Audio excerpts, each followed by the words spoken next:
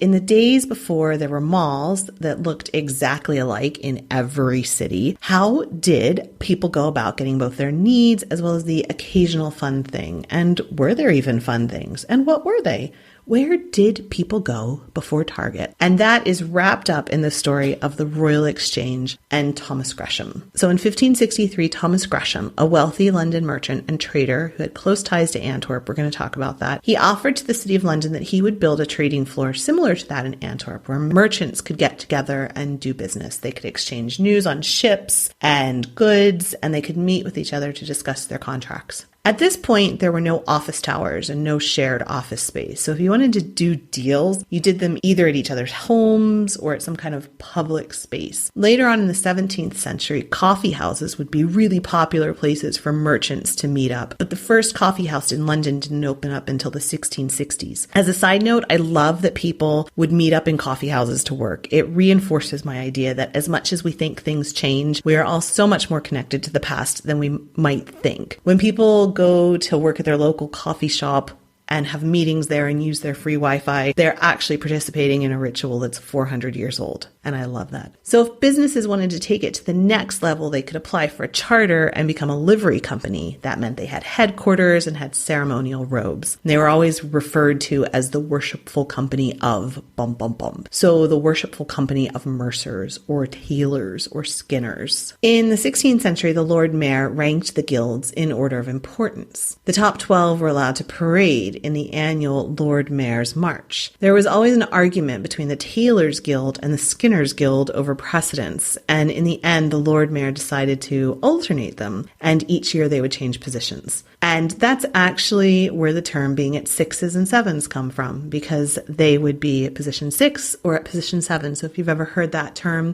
it's used in Don't Cry for Me, Argentina from Evita, right? I'm not going to sing it, but it has a line at 6s and 7s with you. And that's where that term comes from. So back to Thomas and his idea for merchant space. And I am going to tie that into shopping, I promise. Thomas Gresham was, in addition to being a trader, he was a master economist. There's actually an economic rule that's named Gresham's Law. And I'm not actually going to try to explain it because I'm not an economist. But if you Google Gresham's Law, I'll put a link to it in the show notes as well. So he came from an old Norfolk family of merchants. He was born around 1517 or 18. He was the younger son of the merchant Sir Richard Gresham, who was also elected Lord Mayor in 1537. He did go to university. He left early and he was apprenticed to the mercer's trade under his uncle John. He spent much of his 7 years as an apprentice on the continent, and he learned French and Flemish. He took over the work of his family business, and he began to be noticed by Thomas Cromwell. And Cromwell began putting trade his way, trade work. One of the first mentions of him is in 1543, when he applied to Margaret, who was the regent of the Low Countries, to export gunpowder to England for Henry, who was preparing for his war in France at the time. And this would, of course, be the famous siege of Bologna. So Gresham was involved in getting the gunpowder for that siege. He served Henry, and then he served all of his children. He was, in addition to being a trader, he was masterful at understanding the economy, and he put forth several practices to increase the value of the English currency, and he helped to essentially eliminate all of Edward VI's debts to Antwerp. It had been around £250,000, and he almost eliminated all of it in the span of a year because of the work that he did with raising the currency. It's all very complicated, but he was a master at figuring out how to raise the value of the currency. He avoided a lot of the religious turbulence of this period because he kind of just kept his head down and he made money for his monarch. So people didn't particularly care about his religion as long as he was making money for them. And he also was making money for himself and his family's business too. In 1549, he inherited some lands, and earlier he had made an advantageous marriage to an heiress, so he was rising personally as well as professionally. We see evidence of his smuggling for Mary in an incident where there were these new restrictions on exporting from Antwerp. He actually wrote a letter to the Duke of Northumberland explaining a plan that he had to save England £20,000. We see him smuggling money into England packed in suits of armor, and he rewarded the customs officer with a gift of black velvet cloth. So he's engaged in smuggling. He had access to the cloth as part of the Mercer's Company. The Mercers sent between 50 and 60 ships to Antwerp each year filled with cloth and then imported back nearly every luxury good that London had. Gresham was one of the first people to visit Queen Elizabeth when she became queen. He was very politically astute. He was a really smart guy. He knew how to make money for his sovereign, and he knew when to go visit Queen Elizabeth. He was one of the first people there. She gave him her hand to kiss, and she told him that she would always keep one ear ready to hear him. And Gresham said that, quote, made me a young man again and caused me to enter on my present charge with heart and courage.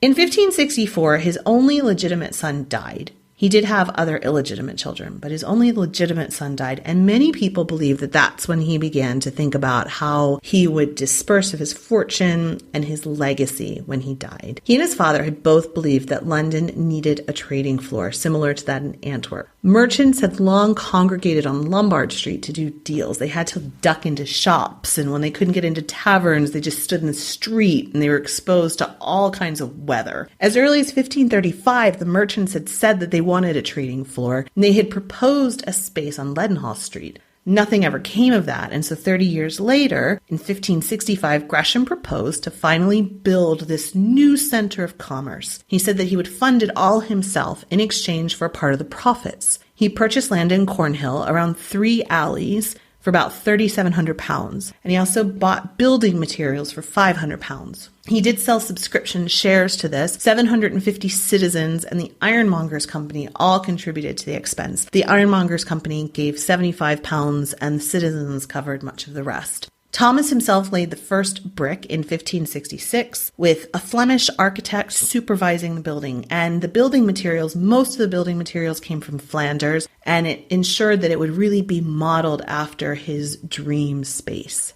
It was a long building with 4 stories, a really high balcony, and a bell tower that was crowned by a huge grasshopper. That was Gresham's emblem. There's a legend that when he was a baby, Thomas Gresham was abandoned in a cornfield. He was only discovered because a lady nearby heard a grasshopper chirping and found him. So even now, today, there's a grasshopper on the top of the Royal Exchange building in his honor. The bell rang every day at 12, noon, and 6 p.m. to summon the merchants and the businessmen to come and take care of their work. There were covered piazzas. There were statues of English kings. There was a statue of Gresham himself at the northern end of the western piazza. And 100 years later, after the Great Fire of 1666, the diarist Samuel Pepys noted that the statue of Gresham was the only thing that had survived the fire, the only thing that was left of the building. What made Gresham's Exchange so unique, though, were the 100 shops above the trading floor. 100 shops to draw in shopping. The idea of shopping as a leisure activity was starting to become popular, especially with the growing middle class that suddenly had a little bit of what we would call disposable income. They wanted to have the luxury goods that they had been denied so long. An example of women stereotypically enjoying shopping comes to us in 1572 in France, when Catherine de Medici and Jeanne d'Albret met to negotiate a marriage that was going to end the French wars of religion in theory. They stopped their discussions, they disguised themselves as normal women, and they actually went around for a day of shopping around Paris. They went to all the different boutiques and just had this day disguised as normal women shopping. So this is even then this sort of stereotypical thing that women like to do, right? So we've got this new building with a trading floor on the ground floor, and then shops open above, 100 shops. This was the first shopping mall in England. And I think that for the time period, for the people, the excitement around that, Westfield and Shepherd's Bush has literally nothing on 100 shops around a piazza in central London. A German traveler called Hensner, visiting in 1598, remarked on the stateliness of the building, how wonderful it was to see so many different nationalities together, as well as so much merchandise available for purchase. This was all new. There had been shops before, but those shops were in the front of workshops. So if you were a tanner, you would have your shop at the street front of your workshop and then your workshop in the back. But the idea to have all retail shops, there were vaults beneath the building where you would keep your merchandise and then you would bring it up into the shops. The shops were all well lit. You were discouraged from putting any kind of curtains or anything like that. It was all meant to be out in the open. No threats of any kind of stealing or anything like that. It was just a lovely shopping experience. And Gresham sort of saw that as this thing that people would enjoy, that nobody had seen that. So in 1570, Queen Elizabeth visits. Up until that point, most of the shops had actually remained unlet. When Queen Elizabeth visited, Gresham obviously wanted to make sure that everything was just perfect. And he went around to all of the shops that were there, and he offered all of the shops, he would give them all the space they wanted that they would agree to light up with wax and furnish for free for an entire year. There still weren't enough shops that were ready to go. So when Elizabeth visited, actually, Sir Thomas had to keep ahead of her and keep moving goods around to make it look as if there were enough shops that were furnished that you could have a good shopping experience. So I just kind of imagine him, it seems like a Three Stooges act or something like that, right? Where he's just in the front kind of scurrying around trying to take stuff from a shop that she just passed and move it up ahead without her seeing. And so that was kind of the act that had to happen. But as a result of his making these deals with merchants, in 2 years, he was able to raise the rent from 40 shillings a year to 4 marks, and then quickly after again to £4 10 shillings a year. So it became a really popular place, and he was able to raise the rent several times. What did they sell? The milliner's shops in his time period sold mouse traps, bird cages, shoeing horns. There were also shops selling armor. There were apothecaries. There were booksellers, goldsmiths, glass sellers. And the shops soon grew richer and more fashionable. In 1631, the editor of John Stow's famous Survey of London writes, "Unto which place on the 23rd of January, 1570, Queen Elizabeth came from Somerset House through Fleet Street, past the north side to Sir Thomas Gresham's house in Bishopsgate Street, and there dined. After the banquet, she entered the Exchange on the south side, viewed every part. Especially she caused the building by herald's trumpet to be proclaimed the Royal Exchange, and so to be called from henceforth and not otherwise." So it was the Royal Exchange now with Queen Elizabeth's blessing. The new exchange, also the kind of dark side of that, is it became a place where homeless people and idle people would congregate. In the inquest book of Cornhill Ward from 1574, there's some writing against the exchange. Apparently on Sundays and holidays, large numbers of boys and children and young rogues meet there. You have to watch out for those young rogues. You really do. They would meet and they would shout so that regular, honest citizens could not quietly walk, and also the parishioners of St. Bartholomew could not hear the sermon. By 1590, we see some women prosecuted. They sold apples and oranges at the Exchange Gate in Cornhill and, quote, amusing themselves in cursing and swearing to the great annoyance and grief of the inhabitants and passers-by. In 1622, a complaint was made of the rat catchers and sellers of dogs, birds, and plants who stayed around the South Gate, especially at the Exchange